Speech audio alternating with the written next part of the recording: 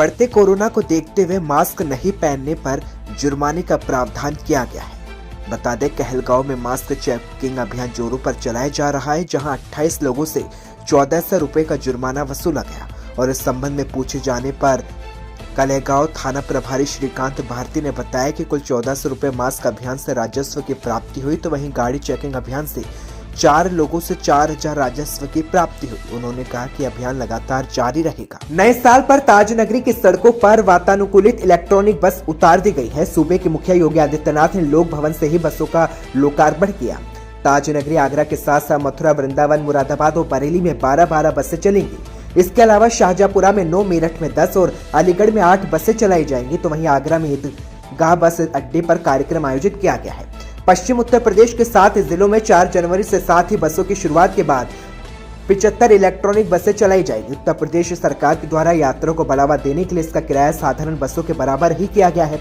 यात्रियों को सस्ते किराए की सुविधा साल भर तक मिलेगी और इसके बाद समीक्षा की जाएगी। इलेक्ट्रॉनिक बसों का केंद्रीय मंत्री भारत सरकार एसपी सिंह बघेल ने हरी झंडी दिखाकर शुरुआत की। खबर आगरा से है, जहां थाना कमलानगर स्वाट और CIW टीम के साथ बदमाशों की मुठभेड़ हो गई। बता दें, कल शाम कमलानगर में लूट करने वाले बदमाशों से मुठभेड़ हुई। अभियुक्त सोनू पंजाबी उर्फ रोहित नाम का बदमाश, जिसे गोली लगने से घायल हो गया। लूटे गए 5.5 लाख रुपए, एक मोटरसाइकिल और तमंचा भी अपराधियों से बरामद कर लिया गया है। आरोपियों ने सिर्फ 6.5 लाख रुपए लूटने की बात कही थी। वहीं 1 लाख कुलदीप जाटव नाम के व्यक्ति के पास होना भी बताया जा रहा है। बता दें, पीड़ित ने 12 लाख रुपए की लूट की शिकायत दर्ज कराई थी। फिलहाल दोनों घायलों का इलाज अस्पताल में जारी है। तो वहीं सूत्रों की माने तो भगवान नगर निवासी सुनील जिंघल के यहां से लूटे गए पैसे सट्टा कारोबारियों के हैं और आस पड़ोस के लोगों से हुई बातचीत में पता चला कि सुनील सिंघल बल्केश्वर कमला नगर में सक्रिय सट्टा कारोबारियों के संपर्क में रहता है।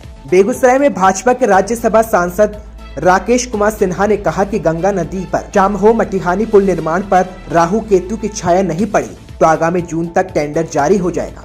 उन्होंने खुलासा नहीं किया कि राहु केतु नक्षत्र है या कोई अन्य छापा। राजनीतिक गलियारों में इसको लेकर तरह तरह के कयास लगने शुरू हो गए। सांसद सिन्हा ने इस वक्तव्य को राजनीतिक बयान के रूप में लिया जा रहा है।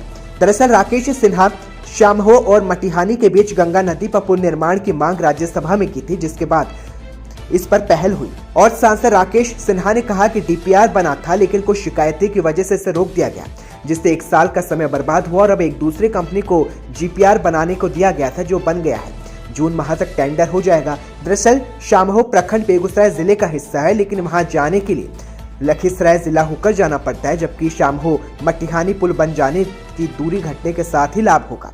वहीं बिहार को विशेष राज्य दर्जा के सवाल पर कहा कि बिहार में भाजपा जदयू गठबंधन अच्छे से चल रहा है और भाजपा और जदयू के सर्वोच्च नेता सक्षम है कि कब क्या किया जाए और क्या किए जाने का निर्णय लिया जाए, इसलिए इस वक्त व्यक्तिगत टिप्पणी करना नहीं चाहिए। दरअसल सांसद राकेश सिन्हा मंगलवार की रात सुहदनगर नगर मोहल्ले में बुद्धिजीवी संगम समारोह में हिस्सा लिया और उसके बाद पत्रकारों से बातचीत में उन्होंने जानकारी दी। इसके पूर्व मंगलवार को दिन भर Rakesh Sinha Begusarai railway station, Sahebpur, mania railway station भी निरीक्षण करते रहे और यात्री सुविधाओं को लेकर लगातार चर्चा करते रहे। खबर राजस्थान के टोंक जिले के देवली से है, जहां राजकीय अस्पताल में कोरोना की तीसरी लहर को देखते हुए अब ऑक्सीजन की किल्लत से जूझना नहीं पड़ेगा। अस्पताल परिसर में लगाया गया नया ऑक्सीजन प्लांट से पर्याप्त मात्रा में ऑक्सीजन की आपूर्ति होगी।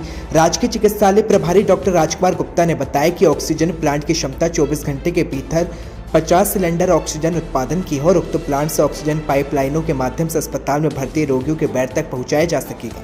वहीं प्लांट के समीप रिजर्व सिलेंडर कक्ष भी बनाया गया है, जिसमें हर वक्त 30 सिलेंडर रिजर्व होंगे और आपातकाल में उपयोगी साबित होंगे।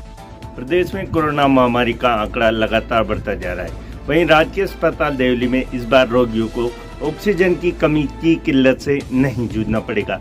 इस बार अस्पताल परिसर में ऑक्सीजन प्लांट जो विधायक हरिश्चंद्र मीणा के प्रयासों के चलते स्थापित हुआ है, जिसमें 24 घंटे के दौरान 50 सिलेंडर ऑक्सीजन का उत्पादन होता है। इन्हें पाइपलाइन के माध्यम से वार्डों में रोगियों के बेड तक पहुंचाई जा रही है।